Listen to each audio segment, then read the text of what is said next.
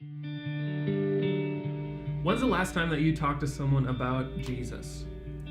I think that can be kind of an uncomfortable question for a lot of us because it really forces us to realize, like, oh wow, it's been a long time.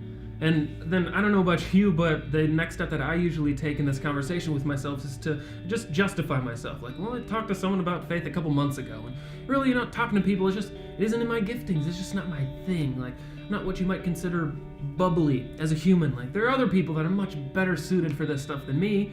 And I talked about him on Sunday, but my good friend Dalton, he's a person who is so good at connecting with people and pointing them towards Jesus. Like, it's ridiculous. It's almost borderline annoying.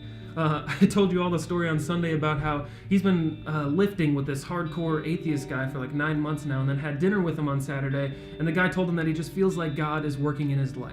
But I didn't tell you about how earlier this week he was telling me about how he had an hour-and-a-half long conversation about Jesus with a Jewish guy at the gym. And how over the last few months I've just heard countless number of conversations that he's had where he says something like, yeah, I was at work or at the gym or walking back from lunch or wherever, and this guy, they just started asking me about Jesus. And that's not new. Like, I met Dalton playing golf in college, and I remember just about every match that we'd go to, we'd finish the round, and he asked me, like, hey, how was your round? And I'd say something like, great. Really the best golfer that ever lived. And then I'd ask him how he did, and he'd say, played okay. But the whole back nine, this kid from wherever school, was asking me questions about church and faith and stuff, and it was just so cool. Like, I got his number. He wants to get together sometime because he had more questions. And I'm just standing there like, idiot. Like, all I did was play golf, like a loser. But it just seems like people are drawn to him in an unexplainable way.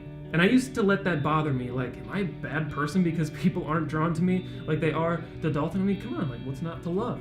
And those thoughts, they could lead into harmful thoughts of comparison, like, oh, he's just much better at evangelism than me. I might as well not even try. There are just more qualified people out there. And it's not just Dalton. I've done this with a bunch of people, like, oh, they've got this covered. But I've had to learn over and over again that comparison is a silly excuse. Like, don't let comparison keep you from impacting someone's life.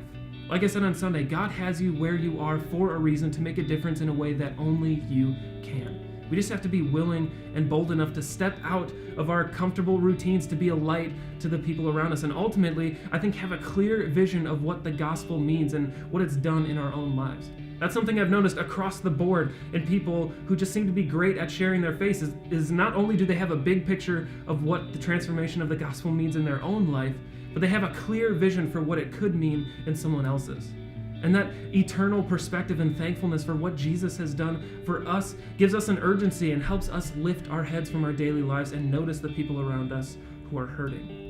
And that's my challenge for us this week, and what I want us to dig into and figure out together is how can we actively practice pulling ourselves out of our routine so that we can better see and speak into the lives of the people around us.